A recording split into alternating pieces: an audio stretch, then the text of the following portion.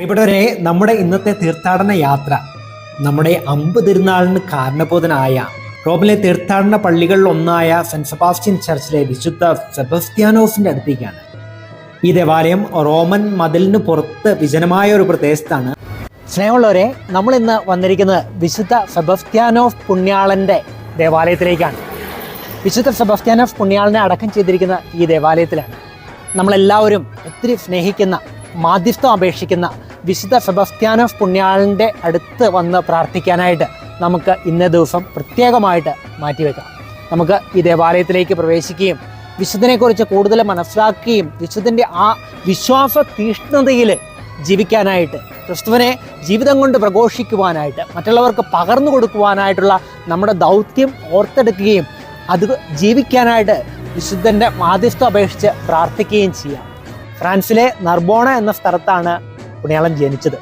എന്നാൽ അതിനുശേഷം 283 റോമിലേക്ക് വരികയും എംപറർ കരിയനോസിൻ്റെ കാലത്ത് റോമൻ പട്ടാളത്തിൽ ചേരുകയും അങ്ങനെ ഒരു റോമൻ പട്ടാളക്കാരനായിട്ട് സേവനം ചെയ്യുകയായിരുന്നു. ആ സമയത്താണ് പുതിയ ചക്രവർത്തിയായിട്ട് ഡയക്ലേഷ്യൻ ചക്രവർത്തി സ്ഥാനമേൽക്കുന്നത്. ഡയക്ലേഷ്യൻ ചക്രവർത്തിക്ക് ക്രിസ്ത്യാനികളെ ഇഷ്ടമല്ലായിരുന്നു. എന്നാൽ വിശുദ്ധ സെബസ്ത്യാനോസ് പുണ്യാളൻ ചെയ്തുകൊണ്ടിരുന്ന വലിയൊരു കാര്യം തൻ്റെ പട്ടാളക്കാരെ എല്ലാവരെയും ഈശോയെക്കുറിച്ച് പറഞ്ഞു കൊടുക്കുകയും അവരെ ക്രിസ്തു മതത്തിലേക്ക് ക്ഷണിക്കുകയും ചെയ്തു. അങ്ങനെ ഒത്തിരി പേര് ക്രിസ്ത്യാനികളായി മാറി. നമുക്ക് വിശുദ്ധ സെബസ്ത്യാനോസിൻ്റെ ജീവചരിത്രം കേട്ടുകൊണ്ട് തന്നെ അതിവിശുദ്ധമായ ഈ ദേവാലയത്തിലേക്ക് പ്രവേശിക്കാം.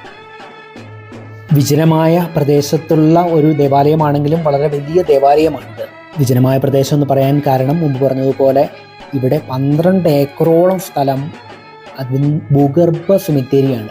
ഭൂമിക്കടിയിലുള്ള ആഴത്തിലുള്ള സെമിത്തേരി. നമുക്ക് ഈ വീഡിയോയുടെ അവസാനത്തൊക്കെ കാണാം. എങ്കിലും ഇത് വളരെ വലിയൊരു ദേവാലയമാണ്. കാരണം ഒത്തിരി ജനങ്ങൾ ഇവിടെ പ്രാർത്ഥിക്കാനായിട്ട് വരുന്നുണ്ട്. നമുക്കും ദൈവത്തിന് മുൻപിൽ പ്രാർത്ഥിക്കാം, ഈശോയുടെ അനുഗ്രഹം യാചിക്കാം.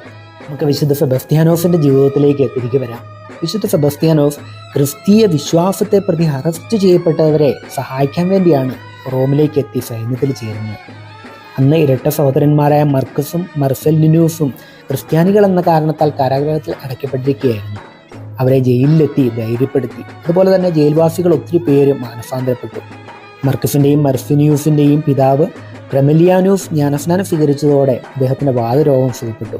ഇക്കാര്യങ്ങളെല്ലാം ഗ്രഹിക്കാനിടയായ റോമൻ ഗവർണർ റൊമേഷ്യൂസും മകൻ തിബൂർത്തിയൂസും മാനസാന്തരപ്പെട്ടു. ഇതൊന്നും ഡയക്ലേഷ്യൻ ചക്രവർത്തി അറിഞ്ഞിരുന്നില്ല.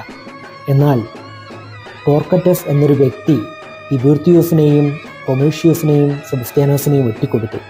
തിബൂർത്തിയൂസിൻ്റെ തല വെട്ടിക്കളഞ്ഞു. റൊമേഷ്യൂസും വധിക്കപ്പെട്ടു. സെബസ്ത്യാനോസിനോട് ജൂപ്പിറ്റർ ദേവന് ധൂപമർപ്പിച്ച് ജീവൻ സംരക്ഷിക്കാൻ ചക്രവർത്തി ഉപദേശം നൽകി. എന്നാൽ അദ്ദേഹം അത് നിരസിച്ചു.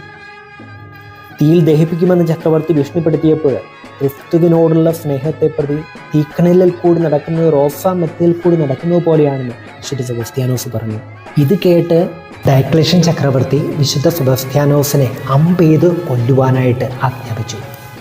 അങ്ങനെ സെബസ്ത്യാനോസിനെ ഒരു മരത്തിൽ കെട്ടിയിട്ട് പടയാളികൾ അമ്പ് എയ്തു. എന്നാൽ ആ അമ്പെയ്ത്ത് മരണത്തിന് കീഴടങ്ങി എന്ന് വിചാരിച്ചുകൊണ്ട് പടയാളികൾ അദ്ദേഹത്തെ അവിടെ ഇട്ട് പോയി കളഞ്ഞു. വിശുദ്ധ സെബസ്ത്യാനോസ് മരിച്ചില്ല. മരണത്തോട് മല്ലടിച്ച് കിടക്കുന്ന വിശുദ്ധ സെബസ്ത്യാനോസിനെ ഒരു ക്രിസ്ത്യൻ വിധവ കണ്ട് അദ്ദേഹത്തെ ആ മരത്തിൽ നിന്ന് അഴിച്ച് തൊട്ടടുത്തുള്ള സ്വന്തം വീട്ടിലേക്ക് കൊണ്ടുപോയി ശുശ്രൂഷിച്ചു. അങ്ങനെ വീണ്ടും ജീവനിലേക്ക് വന്ന വിശുദ്ധ സെബസ്ത്യാനോസ് ഈശോയെ പ്രഘോഷിക്കുവാനായിട്ട് ഡയക്ലേഷ്യൻ ചക്രവർത്തിയുടെ മുന്നിലേക്ക് വരികയാണ്. അവിടെ വന്ന് ക്രിസ്തുവാണ് യഥാർത്ഥ ദൈവം എന്ന് പ്രഘോഷിച്ചു. ഉടനെ തന്നെ ഡയക്ലേഷ്യൻ ചക്രവർത്തി സെബസ്ത്യാനോസിനെ അടിച്ചു കൊല്ലുവാനായിട്ട് ആജ്ഞാപിച്ചു. അങ്ങനെ സെബസ്ത്യാനോസിനെ ഒരു കൽത്തൂണിൽ കെട്ടിയിട്ട് ഗദ കൊണ്ട് അടിച്ചാണ് കൊല്ലുന്നത്. ക്രിസ്തുവിന് വേണ്ടി ധീര രക്തസാക്ഷിയായിട്ട് വിശുദ്ധ സെബസ്ത്യാനോസ് മാറി. ജീവിച്ചിരിക്കുമ്പോൾ തന്നെ ഒത്തിരി പേർക്ക് രോഗസൗഖ്യം കൊടുത്ത വിശുദ്ധ സെബസ്ത്യാനോസിൻ്റെ മാധ്യസ്ഥം അപേക്ഷിച്ച് എല്ലാവരും രോഗസൗഖ്യത്തിനായിട്ട് പ്രാർത്ഥിക്കുന്നുണ്ട്. പ്രത്യേകിച്ച് ഇറ്റലിയിൽ പ്ലേഗ് പടർന്നു പിടിച്ചപ്പോൾ വിശുദ്ധ സെബസ്ത്യാനോസിൻ്റെ മാധ്യസ്ഥത്തിൽ പ്രാർത്ഥിച്ച് ഒരുപാട് പേര് സുഖം പ്രാപിച്ചു. നമുക്കിവിടെ വിശുദ്ധ സെബസ്ത്യാനോസിനെ അമ്പെയ്ത് കൊന്ന അമ്പും അതുപോലെ തന്നെ ഗത കൊണ്ടടിച്ചു കൊല്ലുവാനായിട്ട് കെട്ടിയിട്ട തൂണൊക്കെ ഇവിടെ സൂക്ഷിച്ചു വെച്ചിട്ടുണ്ട്. അവിടെ ഇതൊക്കെ നമുക്ക് കാണാം. അതുപോലെ തന്നെ വാദീഫ് എന്നറിയപ്പെടുന്ന വിശുദ്ധ പത്രോസ് ലീഹായും ഈശോയും കണ്ടുമുട്ടുന്ന ഒരു രംഗമുണ്ടല്ലോ, അതും ഈ റോമൻ വോളിന് തൊട്ടടുത്താണ്, അങ്ങോട്ട് വരുന്ന വഴിക്ക് തന്നെയാണ്. അപ്പോൾ അവിടെ ഉള്ള ഈശോയുടെ കാൽപാദം പതിഞ്ഞ ആ കാൽപാദത്തെ സൂചിപ്പിക്കുന്ന ഒരു പ്രതലവും ഇവിടെ സൂക്ഷിച്ചു വെച്ചിട്ടുണ്ട്. അവിടെ വാദീഫ് എന്ന് എഴുതിയതായിട്ട് നമുക്ക് കാണുകയും ചെയ്യാം. ഇവിടെ നമുക്ക് കാണാവുന്നത് വലത് സൈഡിലായിട്ട് വിശുദ്ധ സെബസ്ത്യാനോസിനെ ഗത കൊണ്ടടിച്ചു കൊല്ലുവാനായിട്ട് കെട്ടിയിട്ട് ആ തൂണ്, കൽത്തൂണിനെയാണ് കാണുക. അതുപോലെ തന്നെ ഇങ്ങേ സൈഡിലെ ഇടത്ത് സൈഡിലായിട്ട് വിശുദ്ധ സെബസ്ത്യാനോസിനെ അമ്പെയ്ത് കൊന്ന ആ അമ്പാണ് നമുക്ക് കാണുക. നമുക്കറിയാം, നമ്മുടെ ഇടവകകളിൽ വിശുദ്ധ സെബസ്ത്യാനോസിൻ്റെ തിരുനാൾ, അമ്പ് തിരുനാൾ വളരെ ആഘോഷപൂർവ്വം തന്നെയാണ് കൊണ്ടാടുന്നത്. കാരണം നമ്മുടെ നാട്ടിലും പകർച്ചവ്യാധികൾ പടർന്നു പിടിച്ചപ്പോൾ വിശുദ്ധ സെബസ്ത്യാനോസിൻ്റെ മാധ്യസ്ഥ അപേക്ഷിച്ച് നമ്മളും പ്രാർത്ഥിച്ച് സുഖം പ്രാപിച്ചിരുന്നു.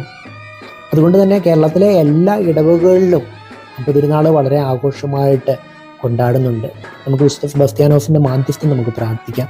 ഇതാണ് വിശുദ്ധ സെബസ്ത്യാനോസിനെ അടക്കിയിരിക്കുന്ന കല്ലറ. ഈ കല്ലറയുടെ മുകളിലായിട്ട് വിശുദ്ധ സെബസ്ത്യാനോസ് അമ്പേറ്റ് കിടക്കുന്ന ഒരു രൂപം നമുക്ക് കാണാം. ഇത് വളരെ ഫേമസ് ആയിട്ടൊരു സ്റ്റാച്യു ആണ്. കാരണം ഫേമസ് ആയിട്ടുള്ള ബെർണേനിയുടെ ശിഷ്യൻ ജൂസപ്പെ ജോർഗേത്തി പണി കഴിച്ച രൂപമാണിത്. അതുപോലെ തന്നെ ഇതിന് മുകളിലായിട്ട്, കല്ലറയുടെ മുകളിലായിട്ട് വിശുദ്ധ സെബസ്ത്യാനോസിൻ്റെ മുഖം ഉൾക്കൊള്ളുന്ന ഒരു രൂപവും നമുക്ക് കാണാം. ഇനി നമുക്ക് സ്റ്റെപ്പ് ഇറങ്ങി വിശുദ്ധ സെബസ്ത്യാനോസിനെ അടക്കിയിരിക്കുന്ന കല്ലറയിലേക്ക് എത്താം. ഇവിടെയാണ് വിശുദ്ധ സെബസ്ത്യാനോസിനെ അടക്കിയിരിക്കുന്നത്. വിശുദ്ധ സെബസ്ത്യാനോസിൻ്റെ സാന്നിധ്യത്തിലായിരിക്കുമ്പോൾ നമ്മുടെ പ്രാർത്ഥനകൾ, നിയോഗങ്ങളെല്ലാം വിശുദ്ധ സെബസ്ത്യാനോസിൻ്റെ മാധ്യസ്ഥം വഴി നമുക്ക് ദൈവസന്നിധിയിലേക്ക് ഉയർത്താം.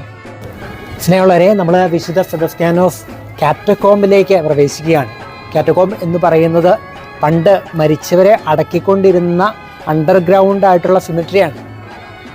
വലിയ 12-14 കിലോമീറ്ററോളം നീണ്ടു കിടക്കുന്ന വലിയൊരു സിമിട്രിയാണ് ഇവിടെ ഉള്ളത്.